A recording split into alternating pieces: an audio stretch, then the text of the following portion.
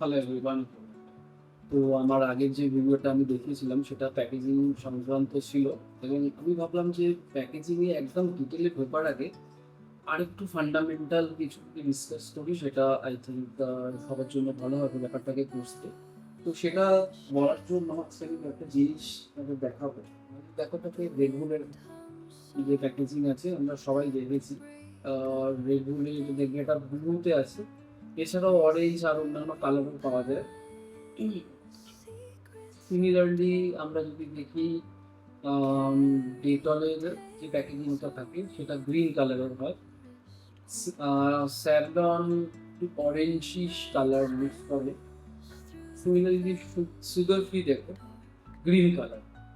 তো এটা সাধারণত আমাদের মনে আসে যে আমরা কেন ওই বিভিন্ন রকমের কালারের প্যাকেজিং হয়, একই রকম কালারের তো প্যাকেজিং হতে পারতো। তো প্যাকেজিং এর যে থিওরিটা আছে সেটা সম্বন্ধে জানা দরকার তার আগে যে ফান্ডামেন্টালটাকে বলি, পরে ডিটেলে আলোচনা করা যেতে পারে। ফান্ডামেন্টালটা হচ্ছে যে যখন আমরা প্যাকেজিং কোনো কিছু ডিসাইড করি, প্যাকেজিং ডিসাইড করার আগে সবার প্রথম ব্র্যান্ড গাইডলাইনের উপর বেস করে প্যাকেজিংটা তৈরি হয়। যে ব্র্যান্ড, প্রত্যেকটা ব্র্যান্ডের আলাদা আলাদা গাইডলাইন আছে, আর গাইডলাইনের মধ্যে সব থেকে ইম্পর্টেন্ট পার্ট যেটা হচ্ছে কি কালার ইউজ হবে, কি ধরনের ফন্ট ইউজ হবে, এই ব্যাপারটা। তো এটা একটা ফান্ডামেন্টাল অ্যাসপেক্টস প্যাকেজিং এর থাকে। তার সাথে সাথে যেটা থাকে সেটা হচ্ছে যে পজিশনিং কি হবে একটা প্রোডাক্টের। আর যদি তুমি দেখো যে এই যে আমি এটা দেখালাম, আমাদের যে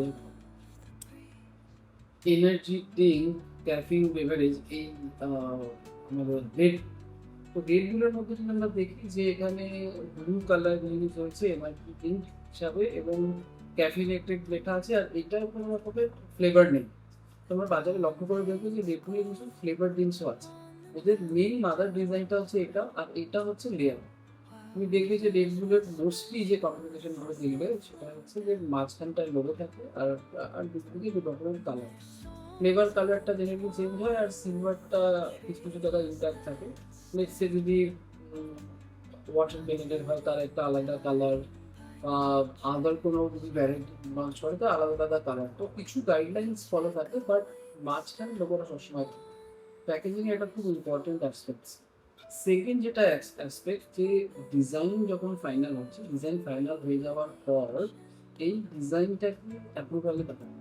তো আমি যখন ব্র্যান্ড ম্যানেজার, তো আমি প্রথমে আমাদের ডিজাইনার যারা আসছে তাদের থেকে ডিজাইনটা আসার পর আমরা ওটাকে রিভিউ করি, দেখি যে whether the way we can, মানে আমাদের যে পজিশনিংটা যেটা আমরা এক্সপেক্ট করছি পজিশনিং অনুযায়ী ডিজাইনটা হয়েছে কিনা।